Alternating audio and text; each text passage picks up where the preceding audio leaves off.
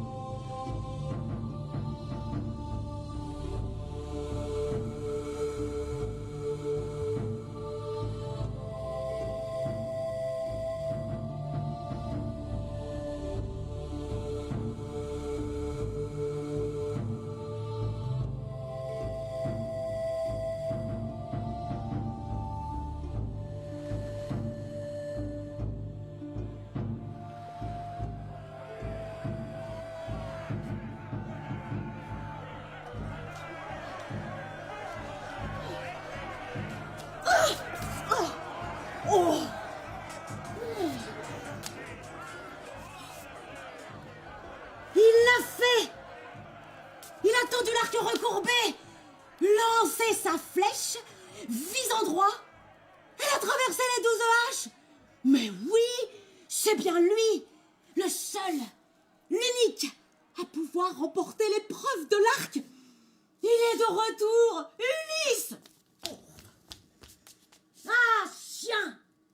Vous n'imaginiez pas qu'elle reviendrait un jour du pays des Troyens? Vous pillez sa maison, vous couchiez avec ses servantes, mais vous courtisiez sa femme tandis qu'il était vivant. Oh, mais vous n'avez craint ni les dieux du large ciel, ni la vengeance humaine. Maintenant, la mort est sur vous. Laissez-moi Euryclée, nourrice d'Ulysse, qui vous dit. Eh oui, tous les héros de la grande guerre de Troie, tous ceux du moins qui avaient fui la mort, réchappant du combat et de la mer, mais tous étaient rentrés chez eux. Mais pas mon divin Ulysse.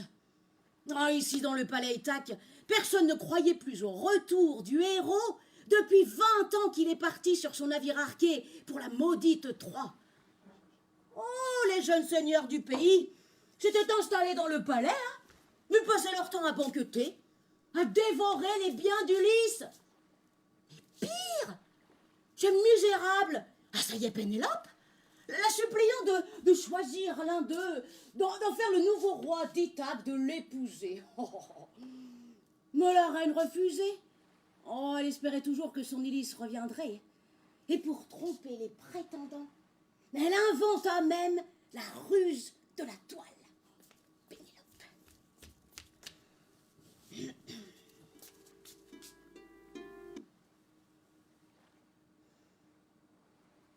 Mes jeunes prétendants, je sais bien qu'Ulysse est mort. Mais laissez-moi finir mon ouvrage. C'est un linceul pour le noble Laërte, père d'Ulysse. Quelle honte pour moi s'il était porté nu en terre quand la mort l'aura fauché. Mais les prétendants cédèrent, et la reine passait ses jours à tisser l'immense toile, et la nuit, à la lumière des torches, elle venait la défaire. Hélas, une servante trahit son secret, et la reine n'allait bientôt plus pouvoir refuser les noces.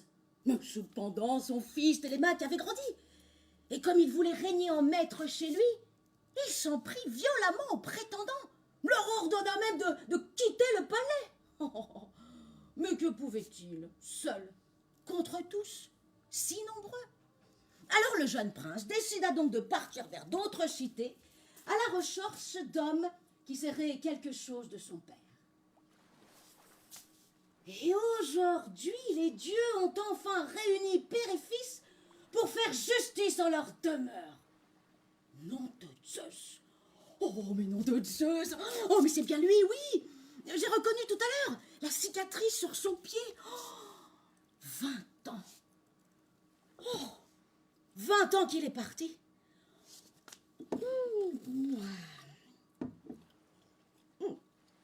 La guerre de Troie durait depuis 10 ans déjà quand Ulysse, le rusé, imagina le grand cheval de bois qui permit aux Jachéens de porter le meurtre et le trépas sur la cité de Troie.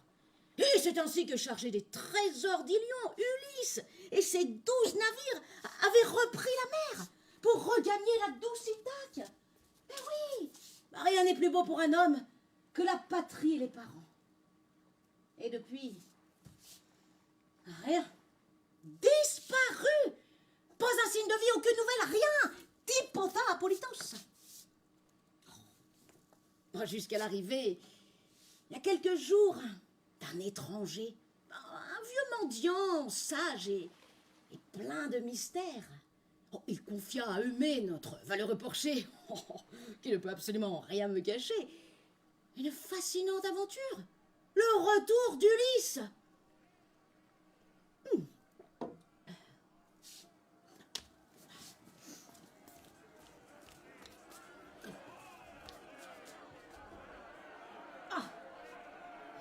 Télémaque, armé du bronze éclatant, vient se placer près d'Ulysse, qui bondit hors du seuil, et décoche sur Antinos une flèche amère qui vient lui transpercer la gorge. Antinos? Oh voilà, lui qui voulait régner sur Ithaque et tuer Télémaque. Bon, laissons les hommes à leur massacre. Qu'est-ce que je vous disais déjà? Mais oui, mais le retour lamentable que Zeus réserva à Ulysse. Dilion, levant les poussa chez les Kyconès, à Ismaros, allié des Troyens. Alors là, il dévaste la ville, tue les habitants. Il répartit les femmes et l'abondant butin de sorte que chacun est part égale. Alors Ulysse ordonne de fuir d'un pied rapide. Mais ces grands gamins n'obéirent pas. Ah, on but beaucoup de vin. On égorgea sur le rivage nombre de moutons et de bœufs noirs à la démarche torse. Et pendant ce temps, mais les Kyconès avaient appelé leurs voisins, Kyconès de l'intérieur, plus braves, plus nombreux. Les Kyconès remportèrent la victoire. 6 compagnons guettrés par navire furent tués. Ceux échappant à la mort avaient repris la mer, contents d'avoir évité le trépas, mais privés de leurs chers compagnons. Alors, Zeus, l'assembleur de nuées, avait soulevé en tourbillon un vent terrible, recouvert de nuages, la terre, la mer. La nuit tomba du ciel. Alors tous les navires furent emportés hors de leur route. Et pendant 9 jours, les vents des morts les emportèrent sur la mer poissonneuse. Eh ben voilà un retour qui commençait bien mal. Enfin, le 10e jour, ils débarquèrent au pays des lotophages. Oh, les mangeurs de fleurs de loto. Ulysse envoya 2 de ses hommes à leur rencontre.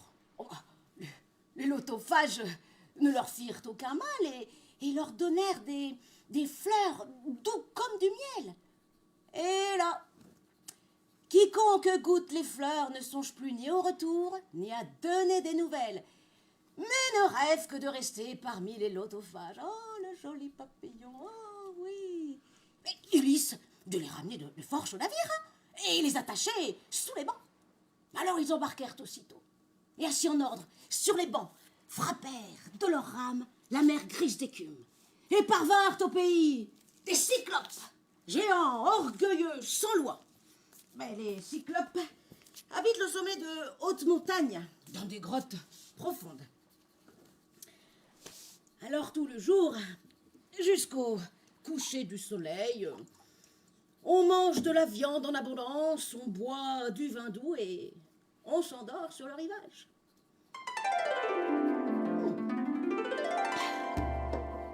Et quand parut l'aube aux doigts roses,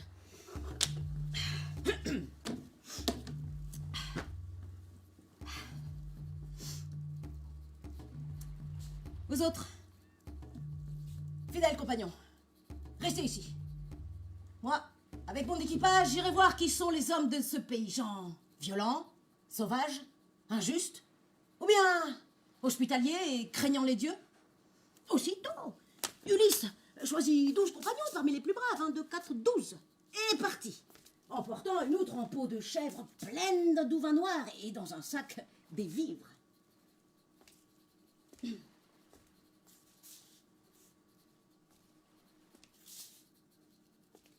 Mais il n'est pas dans la grotte. Allez, entrons, compagnons. Oh, Ulysse, mais regarde, toute cette abondance de fromage. Oh, et tous ces agneaux bien gras. Mais la grotte en est pleine. Allez, vite, prenons tout ce que nous pouvons, hein, et fuyons au plus vite. Mais non. Non, mes amis. Ne partirez pas d'ici avant de l'avoir vu. Allez, asseyons-nous près du feu et prenons des forces en attendant son retour. Ouaf, pop, pop, pop, pop, pop, pop. Les petits moutons à la maison, le petit caillou devant la porte, et voilà. Ulysse, nous voilà prisonniers. Jamais nous ne pourrons bouger cet énorme bloc de pierre. Chut. Hop, hop, hop, hop, hop, hop, hop. Mais qui êtes-vous, étrangers? Et d'où venez-vous sur les routes humides? Nous sommes Achéens, du retour de Troie. Nous errons, entraînés par les vents sur le grand abîme de la mer. Nous te supplions, à genoux, sois accueillant, et fais-nous le don que l'on fait aux autres. Et crains les dieux, mon brave, car nous sommes tes suppliants, et Zeus est le vengeur des suppliants. Mais tu enfant étranger, où viens-tu de loin pour m'ordonner de craindre les dieux? Mais les cyclopes n'ont que faire de Zeus qui porte l'égide et des dieux bienheureux. Oh, mais nous sommes plus forts qu'eux. Mais dis-moi, où as-tu échoué ton navire bien construit? Est-ce à l'autre bout de la terre ou près d'ici? Mon navire? Poséidon qui ébranle la terre, l'a brisé contre les rochers de votre terre, et alors moi, avec ses compagnons, j'ai échappé à la mort. Et là, mais se ruant sur ses hommes, le cyclope en saisit 2 à pleine main, les jette contre terre, comme des chiens. Leur cervelle jaillit et coule sur le sol. Il les découpe, membre par membre, et les dévore sans rien laisser. Et puis il repue, et il s'étend au milieu des bêtes. Alors Ulysse et ses compagnons attendent l'aube divine en gémissant. Et quand parut l'aube aux doigts roses, le cyclope en saisit à nouveau 2 à pleine main, et il fait sortir de l'antre ses gras troupeaux. Et puis sifflant tant et plus, il emmène les troupeaux au sommet de la montagne. Et sans oublier de remettre l'énorme bloc de pierre devant l'entrée. Ulysse, nous voilà condamnés à mourir dans le ventre de ce géant. Et courage, mes amis. J'ai une idée pour venger nos compagnons. Vous voyez là, l'olivier vert qui a rapporté le cyclope? Allez, aidez-moi à en faire un pieu que nous l'enfoncerons dans l'œil quand le doux sommeil l'aura pris. Et ce travail fait, ils cachèrent les pieux sous le fumier là, répandu dans toute la grotte. Et le soir, après avoir rentré les troupeaux, les brebis et chèvres bêlantes, mais le cyclope en saisit à nouveau 2 à pleine main pour en faire ce repas. Cyclope. Cyclope. Cyclope. Allez, bois de ce vin. Après ton repas de chair humaine. Et tu sauras quelle boisson renfermait notre navire. Oh, mais oui, mais dis-moi ton nom sur le champ, que je te fasse un cadeau qui te réjouisse. Oui, allez, vas-y. Allez, bois un petit coup, hein. Hein, c'est bon, hein. Allez, encore un petit dernier, hein. Allez. Oh là là là là, mais je crois que ça me tourne un peu la tête. Eh, Cyclope. Tu veux savoir mon illustre nom? Mais je vais te le dire. Personne. Voilà mon nom. Mon père, ma mère, mes compagnons, tout le monde me nomme personne. Mais bien, je mangerai personne. Après tous ces compagnons, voilà mon cadeau. Ouh là, je crois que je vais faire un petit dodo, moi.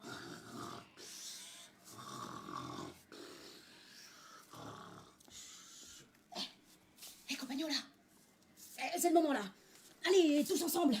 Allez. Secours à moi, mes frères. On m'a crevé mon œil. Polyphème, pourquoi pousses-tu de tels hurlements dans la nuit divine? Un mortel te vole-t-il tes bêtes? Veut-on te tuer par force ou par ruse? Mais non, mais c'est par ruse et non par force. Et qui me tue? Personne. Ah! Mais, Polyphème, si tu es seul, si personne ne te fait violence, alors c'est une maladie envoyée par le grand Zeus et on ne peut y échapper. Allez, supplie ton père, Poséidon. Mais oui, tiens. Allez, appelle papa. Mais puisque je vous dis que c'est personne. Oh, Polyphème, la douleur lui trouble l'esprit. Hé, compagnon, là, attachons-nous sous la cloison épaisse des bêtes laineuses et attendons l'aube divine. Lorsque le jour se leva, Polyphème, accablé de douleur, tâtait le dos de tous les béliers qui passaient, mais ne s'aperçut pas qu'Ulysse et ses compagnons étaient attachés sous le ventre des bêtes laineuses. Alors, ils embarquèrent aussitôt et assis en ordre sur les bancs, frappèrent de leurs rames la mer grise d'écume. Mais, quand ils furent hors de portée, Ulysse ne put s'empêcher. Hé, Polyphème! Si un mortel t'enterra sur la perte de ton œil, dès lors que c'est Ulysse, dévastateur de citadelles, habitant d'Ithaque, qui te l'a arraché. Alors Polyphème implora son père, Poséidon, maître de la terre, de les punir, lui et ses compagnons. Ah, il pria ainsi, et le dieu aux cheveux bleus l'exaucera.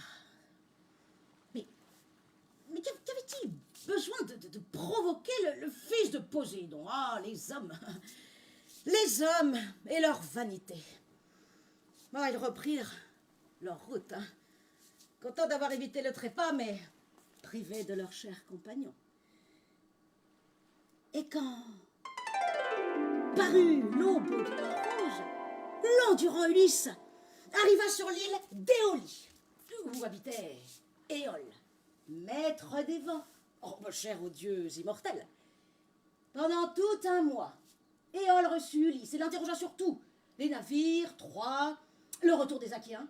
Et alors lui, point par point, bout à bout, raconte ses aventures. Et quand Ulysse voulut repartir, Éole prépara son retour. Il tailla pour lui une outre en peau de bœuf, pour y mettre tous les vents mugissants, et fit souffler le seul zéphyr qui devait ramener navires et hommes à Ithaque.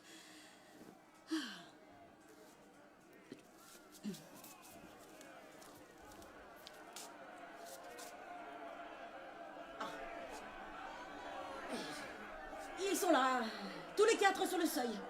Ulysse, Télémaque, mais le bouvier, Démoptolène, Arial, Pisson, des latements de la poussière. Nos jambes retirent les lances des cadavres et s'élancent à nouveau. Oh, que du sang! Laissons les les hommes à leur massacre. Qu'est-ce que je vous disais déjà? Ah oui, Éole, l'outre, pleine de vents mugissants, le retour à Ithaque. Oh, hélas, mais il n'en fut pas ainsi. Hein. La folie allait les perdre. Pendant 9 jours, 9 nuits, ils naviguèrent. Le 10e jour,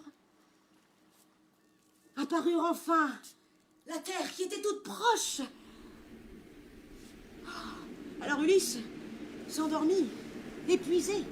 Il avait tenu sans cesse le gouvernail, ne le cédant à aucun des compagnons. Il voulait arriver vite. Hélas, ces hommes se mirent à discuter entre eux. Ils le soupçonnaient de rapporter dans l'outre de l'or et de l'argent en cadeau du généreux Éole. Leur décision fut vite prise. Ils délièrent l'outre et tous les vents en jaillirent. Alors aussitôt, la tempête déchaînée les entraîna vers le large et les vents maudits les ramenaient vers l'île d'Éolie. Où es-tu revenu, Ulysse? Quel dieu t'a porté malheur? Hors de mon île, ô le pire des vivants! Il ne m'est pas permis d'aider un homme que haïssent les dieux bienheureux. Ils reprirent la mer, tristement, sans espoir de retour, et ils naviguèrent. 6 jours, 6 nuits. Le 7e jour, ils arrivèrent au pays des Lestrigons. Ils abordèrent le port que surmontent de chaque côté de hautes falaises. L'entrée en est étroite. Et c'est là, au fond du port, que les compagnons d'Ulysse conduisirent tous les navires arqués et les amarrèrent côte à côte. Mais lui seul était resté au dehors et amarré son noir vaisseau au rocher du cap. Alors Ulysse envoya 2 de ses hommes et un héros. Et en chemin, ils trouvèrent une jeune vierge, la fille du puissant Lestrigon Antipathès. Alors aussitôt, elle leur montra la haute demeure de son père. Arrivés au palais, ils trouvèrent une femme, aussi haute qu'une montagne. À sa vue, les saisit d'épouvante. Alors vite, elle appela de l'agora son mari, l'illustre Antipathès, et là, il attrape un compagnon d'Ulysse, le dévore sur le champ. Les 2 autres, fuyant à toutes jambes, revinrent au navire. Mais Antipathès avait donné l'alarme. Ces puissants Lestrigons, des géants, plutôt que des hommes, se ruèrent de toutes parts, par milliers, du haut des falaises. Ils lançaient d'énormes pierres. Un horrible tumulte montait, des hommes massacrés, des navires écrasés. Et tandis qu'au fond du port, les Strigons emportaient les compagnons d'Ulysse pour en faire leur sinistre repas, lui tranchait les amarres de son vaisseau et ordonnait de fuir ce malheur. Leur navire gagna joyeusement la haute mer. Et tous les autres navires sombrèrent ensuite.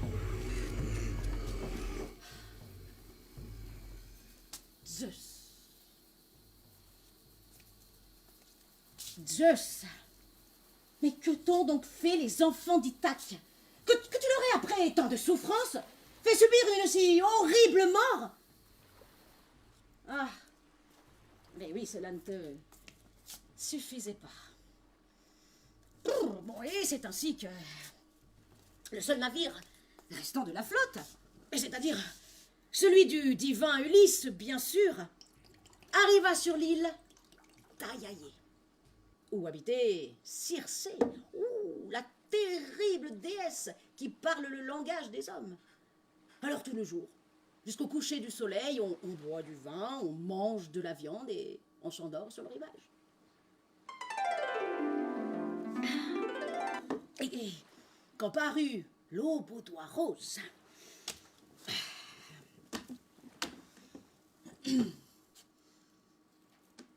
amis, écoutez-moi, en dépit de nos malheurs. Du rocher où je suis montée, j'ai vu que nous sommes sur une île cancer, la mer à l'infini. J'ai vu de la fumée s'élever d'une forêt de chênes. Toi, Euryloque, pareil aux dieux, mari glorieux de ma sœur fidèle, allez, emporte avec toi la moitié des compagnons guettrés et pars à la rencontre de ceux qui vivent ici. Mais la visée Ulysse n'eut pas à attendre longtemps le retour d'Orilla qui revint en hâte au navire, seul, pour annoncer triste sort de ses compagnons. Resté à l'écart, il avait vu Circé droguer ses compagnons. Des cochons! Ils en avaient la tête, le corps, la voix et les soies. Aussitôt, Ulysse jeta sur ses épaules son grand glaive de bronze au clou d'argent et de l'autre son arc et quitte le navire. Ayant traversé la vallée sacrée, il arriva à la haute demeure de Circé l'empoisonneuse quand apparut Hermès, le messager aux pieds. Wow, malheureux! Où vas-tu entre les collines sans me connaître les lieux? Tes compagnons sont prisonniers de Circé. Comme des cochons, ils sont parqués dans les soupes bien closes. Viens-tu les délivrer? Attends.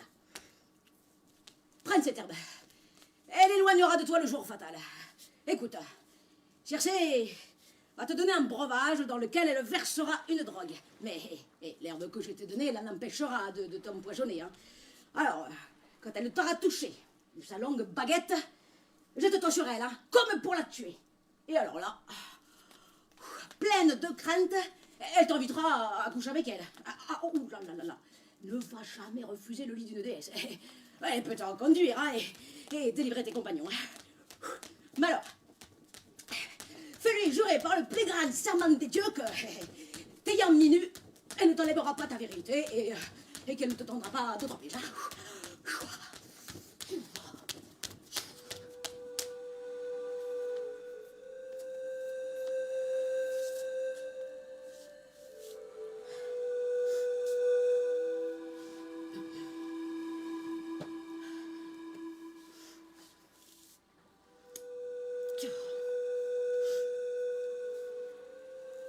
Voilà. Belle déesse aux cheveux bouclés.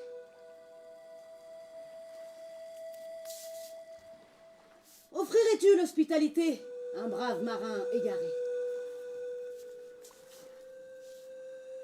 Entre. Bel étranger. Prends un siège. Qui es-tu? D'où viens-tu? Qui sont tes parents? Ta cité? Allons. Bois. Et maintenant, va te vautrer avec tes compagnons. Oh, pitié. Mais c'est merveille qu'ayant bu cette drogue, tu ne sois pas ensorcelé. Oh, serais-tu cet Ulysse aux 1000 ruses dont Hermès à la baguette d'or m'avait prédit la venue? Allons, rengaine ton épée et viens dans mon lit, que l'amour nous unisse. Je sais, non mais enfin, mais comment peux-tu me demander d'être doux? Toi qui as changé mes compagnons en porc. Non, tu m'invites à monter sur ton lit, mais c'est pour m'enlever lorsque je serai nue, ma virilité. Non, je n'entrerai pas sur ton lit. À moins que tu ne jures, par le plus grand serment des dieux, que tu ne me tendras pas d'autres pièges. Je le jure.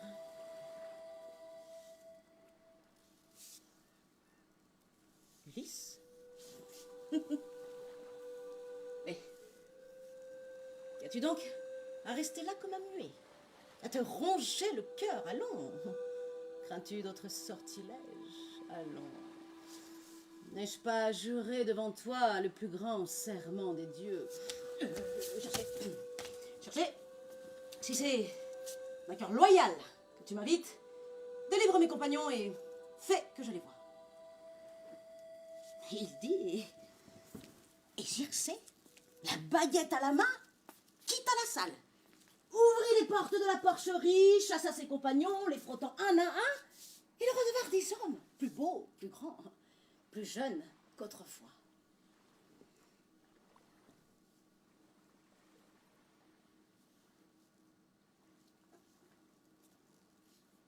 Des vins rejetant de la herte.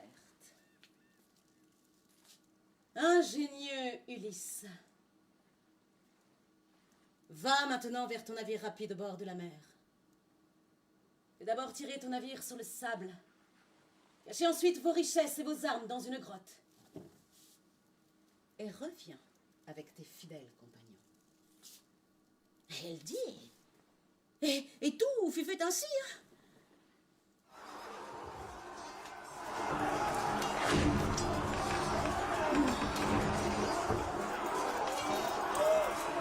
Horreur! Athéna, Hadès dans la guerre, mais que fais-tu? Prétendant épouvantés, courent de partout! Nos hommes, Ulysse, leur massacrent le crâne, leur frappent de partout!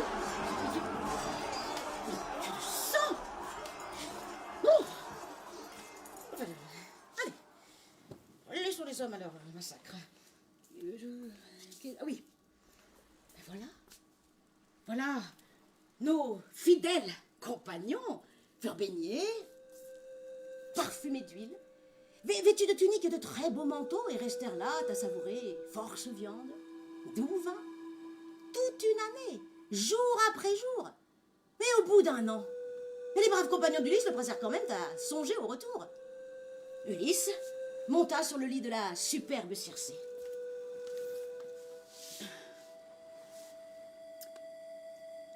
Tiens ta promesse, Circé. Allez, renvoie-moi dans ma maison, c'est mon plus cher désir et celui de mes hommes là, qui me fendent le cœur à se lamenter près de moi. Divin rejeton de Laerte, ingénieux Ulysse, ne resterez pas chez moi à contre-cœur. Mais il vous faut d'abord accomplir un autre voyage. Vous rendre chez Hadès et la terrible Perséphone pour y consulter l'ombre du Thébain Tirésias, le devin aveugle. Mais enfin, mais Circé, mais qui pourra nous conduire pour faire un tel voyage? Jamais encore un noir vaisseau n'a pu regagner le pays des morts. Divin rejeton de Laerte, ingénieux Ulysse, ne te soucie pas du pilote. Dresse le mât, déploie les voiles blanches. Le Borée conduira à ton navire. Lorsque tu auras traversé l'océan, tu aborderas les bois sacrés de la terrible Perséphone. Arrête là ton navire. Descends dans le palais moisi d'Hadès. Quand tu auras prié les âmes illustres des morts, sacrifie un agneau, une brebis noire vers les reines. Quant à toi, détourne-toi. Regarde dans les eaux du fleuve. Les âmes des morts qui ne sont plus arriveront en nombre. Ordonne alors à tes compagnons d'écorcher les animaux égorgés et de les brûler en l'honneur du vaillant Hadès et de la terrible Perséphone. Et toi, tire ton épée aiguë. Empêche les têtes des morts sans force de boire le sang tant que Tirésias n'aura pas parlé. Le devin arrivera bientôt. Il te montrera la route et comment regagner la mer poissonneuse. Elle dit, et voilà, notre Ulysse, aux 1000 ruses, au milieu des morts, faisant face à l'âme du Thébain Tirésias, sceptre d'or à la main.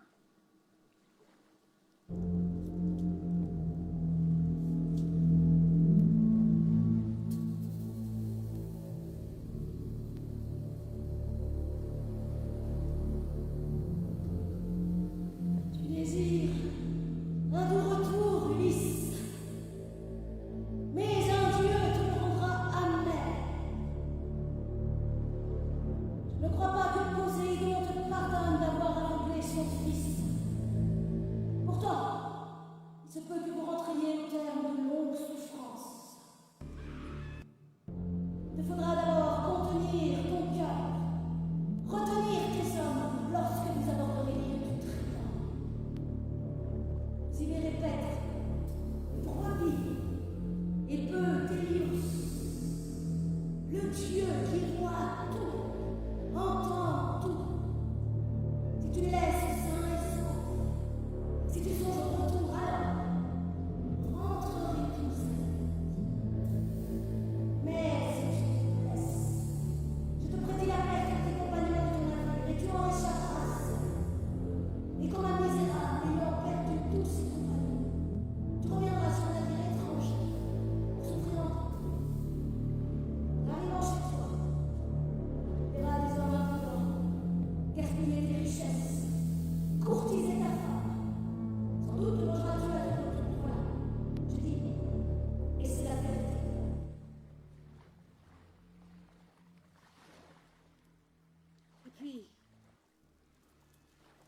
vint Alcémène, la noble mère d'Ulysse, morte du chagrin de son absence.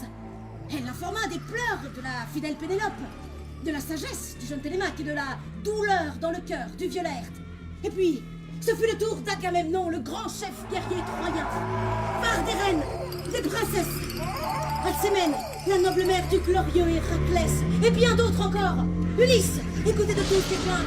Il vit ses compagnons morts à Troie, Achille, Patrocle, Ajax, pleurant la gloire sacrée de leur vie terrestre. Il vit Minos, l'illustre fils de Zeus, Tantale, le vieillard qui ne pouvait satisfaire ni faim ni soif, Sisyphe, qui poussait sans fin l'énorme rocher qui retombait en bas de la montagne à chaque fois qu'il était sur le point d'atteindre le sommet. Mais déjà les tribus des morts se rassemblaient en foule. Ulysse sentit la verte peur, et c'est du fin fond de l'Hadès la terrible Perséphone lui envoyait la tête de Gorgos, un monstre affreux. Il courut au navire. Ils embarquèrent pour l'île d'Aiaïé, où les attendait Circé.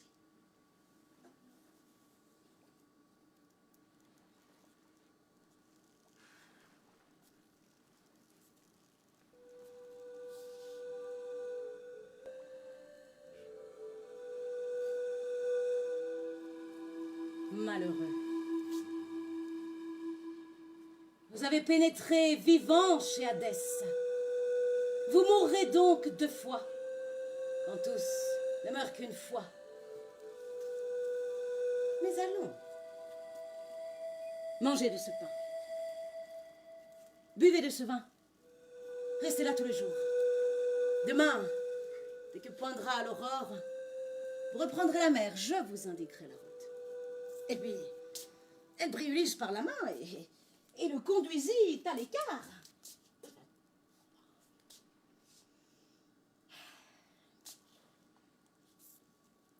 Et quand parut l'aube aux doigts roses, ils embarquèrent aussitôt et assis en ordre sur les bancs, frappèrent de leurs rames la mer grise d'écume.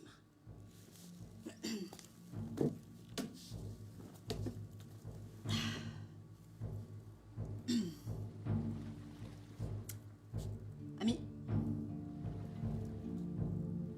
je vous dirai ce que m'a prédit la divine Circé. Avant tout, elle nous conseille de fuir le champ et le pré fleuri des sirènes, car il est perdu, celui qui les écoute. Sa femme, ses enfants, jamais ne le reverront. À moi seule, elle permet de les entendre, mais alors, attachez-moi, debout contre le mât avec des cordes, pour que je ne puisse bouger. Et si je vous ordonne de me détacher, alors, resserrez les nœuds. Cependant, le navire approchait rapidement de l'île des sirènes. Alors Ulysse saisit un morceau de cire, le pétrit de ses fortes mains, en boucha les oreilles de ses compagnons qui, eux, le lièrent debout contre le mât.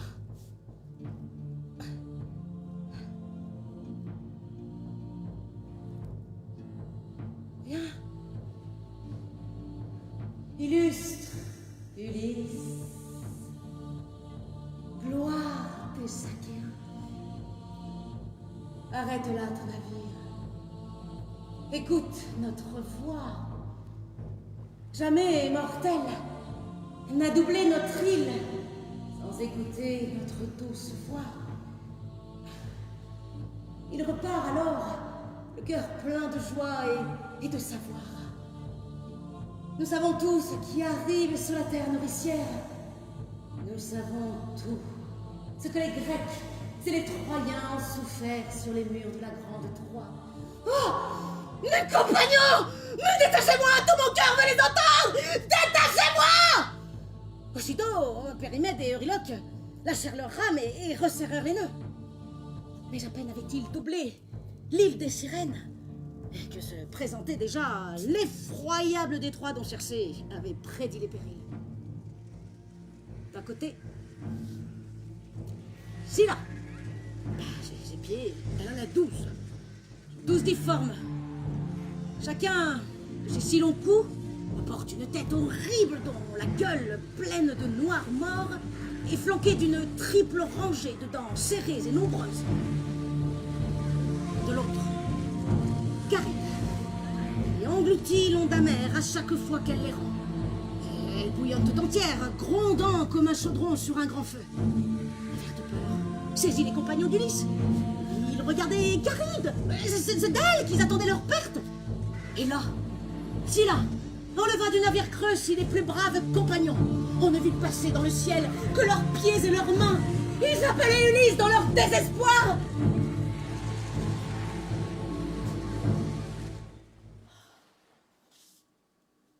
En vain. Et quand enfin ils eurent fui les horribles écueils de Charybde et de Scylla, ils arrivèrent sur l'île du Trident, là où vivent les superbes bœufs et grasses brebis d'Hélios, le dieu qui voit tout, entend tout.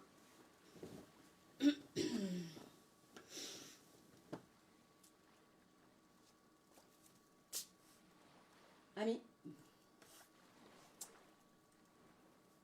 je vous dirai les oracles de Tirésias et de Circé qui nous conseillent de fuir en hâte cette île. Elle m'a dit que le plus grand des malheurs nous attendait ici. Jurez-moi, par le plus grand serment des dieux, que si nous trouvons des troupeaux de bœufs, de brebis, aucun de vous n'ira commettre le crime d'en tuer. Allez, chassez tranquillement les vivres que nous a donnés l'immortel Circé. Et il dit, et ils jurèrent. Alors, on but jusqu'à plus soif. On mangea jusqu'à plus faim. Et on pleura les compagnons que Scylla avait enlevés.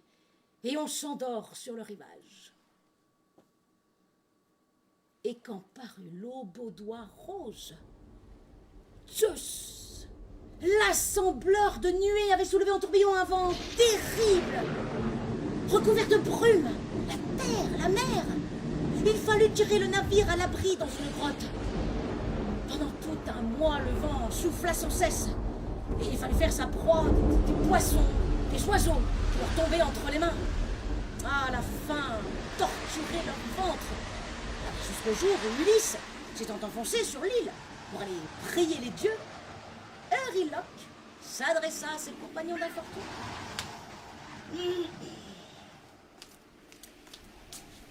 Amis, écoutez-moi en dépit de nos malheurs. Toutes les morts sont odieuses aux misérables hommes. Mais mourir de faim? Mais quoi de plus lamentable? Allons! Allez, chassons les meilleurs bœufs d'Hélios, parce qu'alors, moi, je préfère mourir brusquement, noyé par les flots, que périr à petit feu sur cette île déserte. Il dit, ils approuvèrent.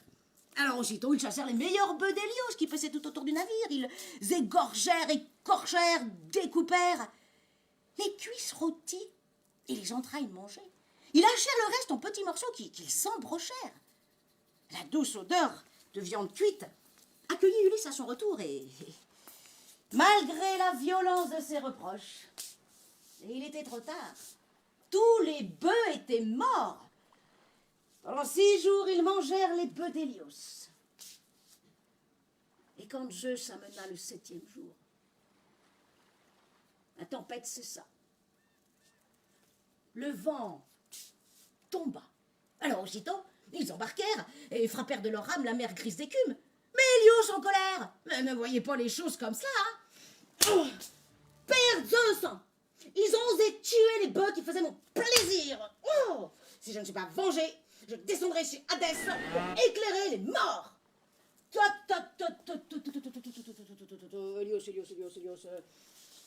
Hélios, mon fils, allons. Continue d'éclairer les mortels et les immortels sur cette terre. Je ne tarderai pas à fracasser leur navire creux de ma foudre blanche sur la mer, couleur de vin. Il dit, et aussitôt, le fils de Cronos suspendit un nuage épais au-dessus du navire creux. De stonna, lança sa foudre qui tourbillonna et s'emplit de soufre. Tous les hommes tombèrent à la mer. Ah, un dieu leur refusait le retour. Et seul Ulysse, réussissant à lier un bout de quille, de mât, assis dessus, fut emporté par les vents des morts. Pendant 9 jours, il dérivait ainsi. Et le 10e jour, les dieux le poussèrent sur le rivage d'Ogigi. Ah, la belle nymphe aux cheveux bouclés, Calypso. Alors, elle reçut Ulysse. Et elle le choya, le soigna, l'aima. Et lui promit la vie éternelle. Ils restèrent là dans l'immense caverne de la belle nymphe aux cheveux bouclés. Ah, une forêt verdoyante environnait cette grotte. Ah, tout immortel arrivait en ces lieux, se fut senti mais émerveillé et le cœur plein de joie. Mais voilà. 7 années passèrent. Ulysse n'aimait plus la divine Calypso. Il passait ses jours sur le rivage, le cœur brisé de larmes et de soupirs. Alors, c'est à ce moment-là que, profitant que Poséidon était parti à l'autre bout de la terre, Pallas Athéna, la déesse des flots et de la mer, vint au secours d'Ulysse. Ah bah oui, j'ai oublié de vous dire, mais la fille de Zeus s'était entichée du bel Ulysse. C'est grâce à sa protection que les armées grecques avaient remporté la guerre de Troie. Elle s'adressa ainsi aux dieux réunis dans le palais de Zeus.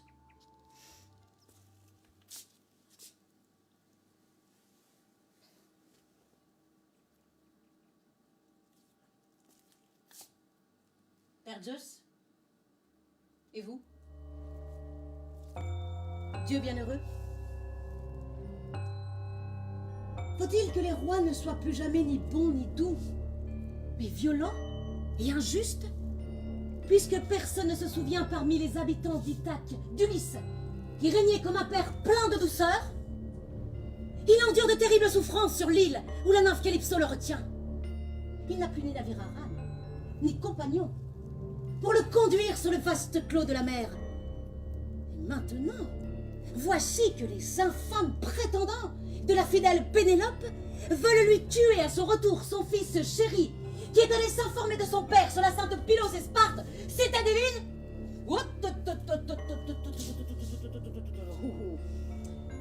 Enfin, ma fille, quel mot s'est échappé de l'enclos de tes dents? Non. N'avais-tu pas toi-même décidé comment Ulysse saurait tirer vengeance de ces gens? Allons, mon enfant. Allez, décrétons le retour d'Ulysse. Poséidon oubliera sa colère, il ne peut rien contre tous les mortels et les immortels. Et quant au jeune Télémaque, à toi de le guider, oui, tu le peux. Fais qu'il rentre sain et sauf dans sa patrie et que les prétendants qui veulent sa mort ne le retrouvent pas. Quant à toi, mon fils Hermès... Hermès Ah, Hermès. Allez, va dire à la nymphe aux cheveux bouclés que nous avons décrété le retour d'Ulysse. Son destin n'est pas de mourir loin de sa famille, mais de rentrer dans sa haute demeure. Il dit. Alors aussitôt, Hermès chaussa ses belles sandales d'or, plongea du ciel, s'élança sous la mer, rasant comme une mouette les flots innombrables, et il trouva la belle nymphe aux cheveux bouclés, dans son immense caverne.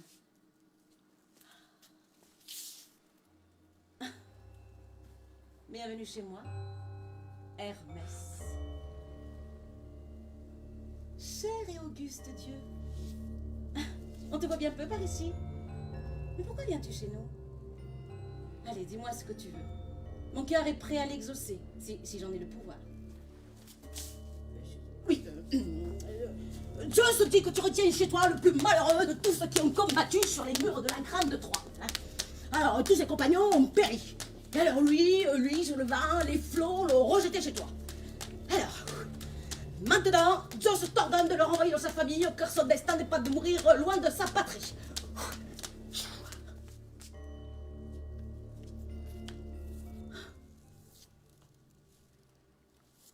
Mais vous êtes injuste et jaloux. Oh Dieu, vous enviez les déesses qui dorment ouvertement avec les mortels qu'elles ont choisis pour mari. Mais Aucun dieu n'a le droit de résister aux ordres de Zeus. Alors laisse-le donc partir et crains la colère de Zeus. Alors la vénérable nymphe, obéissant à Zeus, alla sur le rivage rejoindre le divin Ulysse sous les yeux tout embués et il pleurait son retour. Pauvre ami,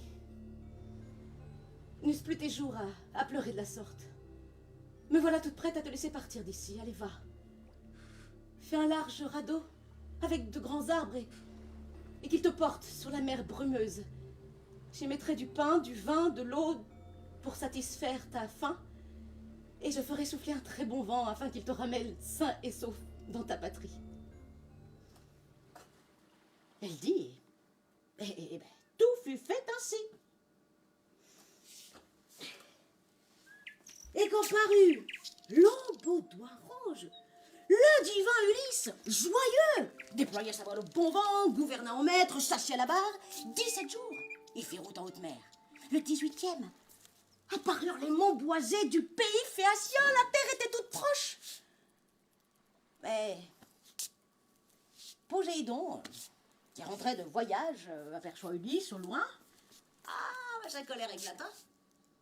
Il saisit son trident et déchaîna tous les vents. Une haute lame effrayante s'abattit sur Ulysse, renversant le radeau, brisant le mât. Il resta longtemps sous l'eau et réapparut enfin, recrachant l'eau salée. Et c'est alors qu'apparut le côté 1, la déesse des flots et de la mer.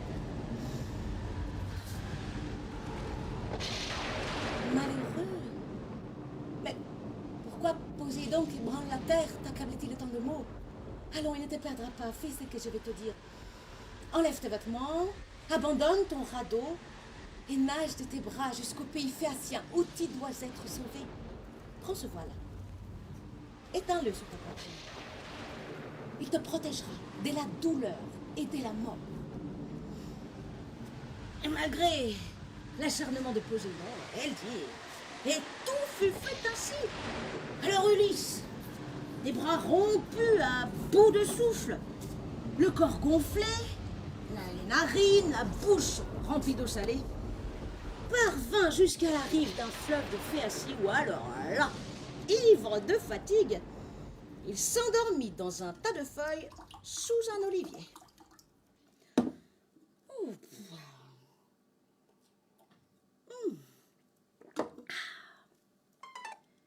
Et quand parut l'Aubaudoin rouge,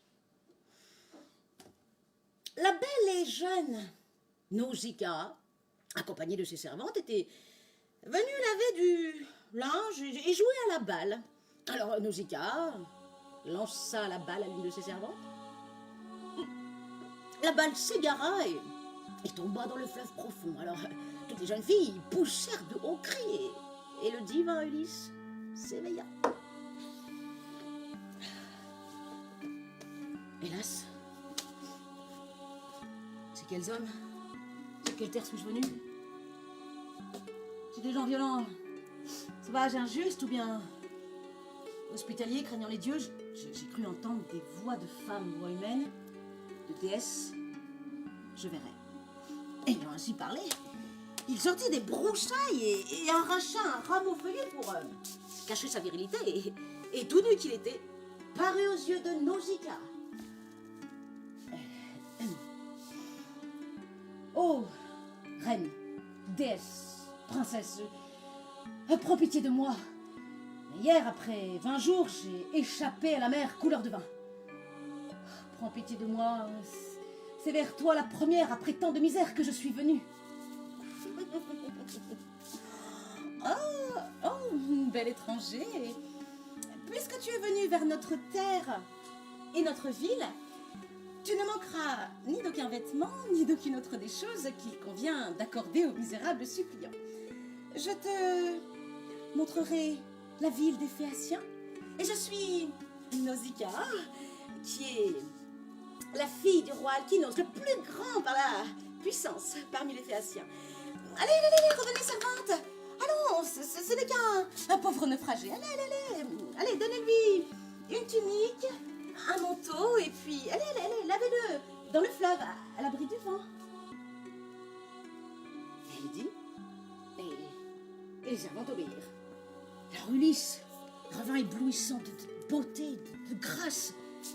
Il avait l'air plus beau, plus musclé, et ses cheveux bouclés comme des fleurs de jacinthe. Allons, bel étranger, viens que je te conduise à la demeure de mon cher père.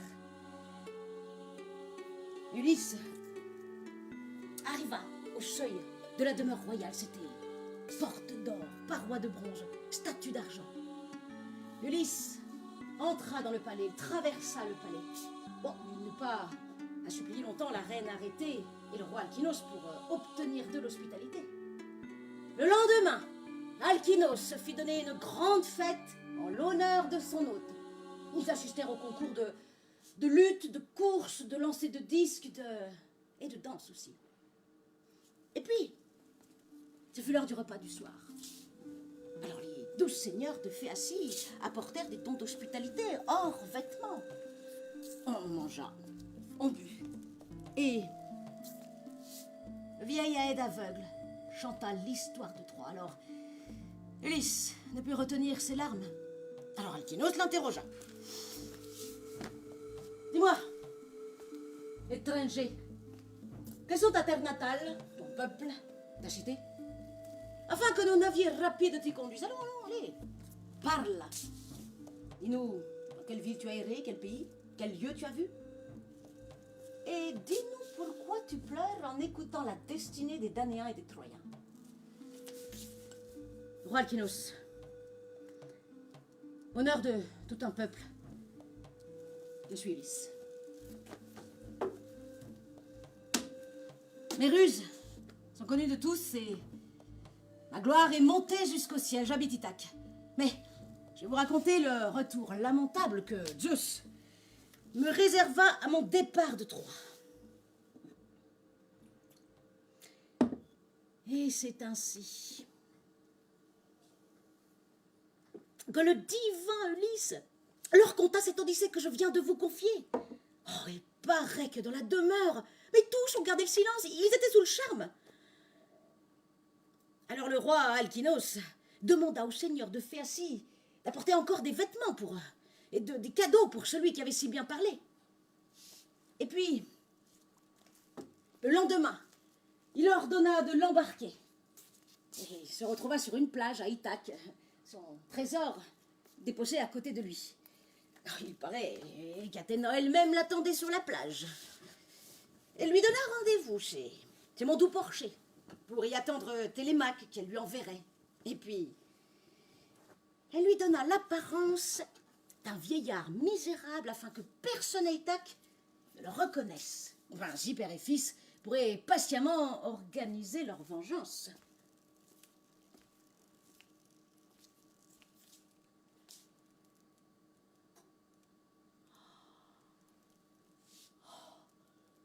Leur massacre, oui. Ils sont tous morts. Là, les prétendants, étendus dans le sang et la poussière. Oh, Ulysse est au milieu des cadavres. On dirait un lion qui vient de dévorer un bœuf, mais... Oh, Télémaque me fait signe. Oui, me voilà, mon enfant, me voilà. Enfin, le grand moment, Télémaque m'envoie chercher sa mère. Oh, mais j'ai promis à Eumée de ne raconter à personne cette odyssée, hein. Enfin, personne... Eh ben, on n'a qu'à dire que vous êtes personne. Pénélope! Debout! Pénélope! Viens voir de tes yeux ce que tu n'as cessé d'espérer. Il est là! Ulysse est de retour!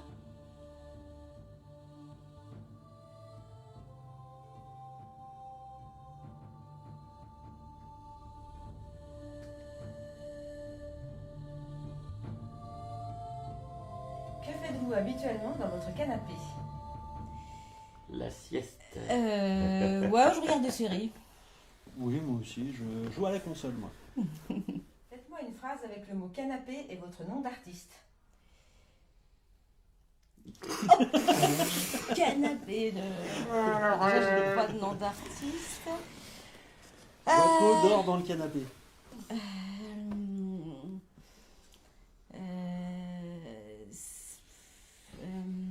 canapé, on a vu des monts et des merveilles. Et si on regardait ce soir le spectacle de Céline dans le canapé?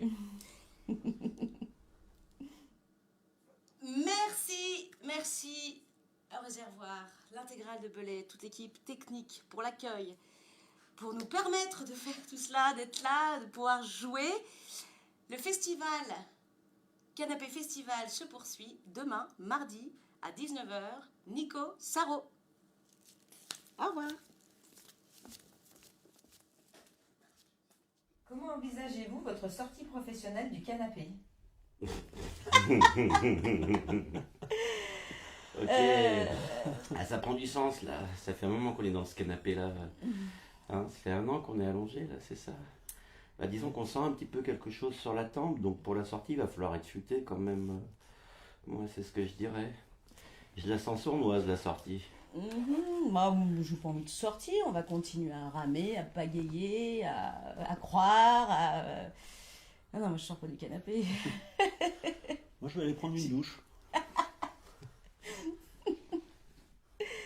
Oui, enfin si, je vais sortir de mon canapé. J'espère bien que le 3 mai, date à laquelle tout devrait rouvrir, on pourra retourner dans les collèges, lycées pour jouer nos différents spectacles et retrouver les jeunes et voilà, se faire plaisir, s'éclater, s'amuser, rire, pleurer.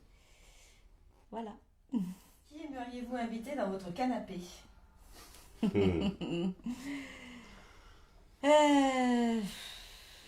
Tous les copains, la famille, enfin qu'on se retrouve tous, le public, voilà, un canapé géant pour se retrouver quoi. Ceux qui derrière leur bienveillance nous malmènent. Ah, pas mieux.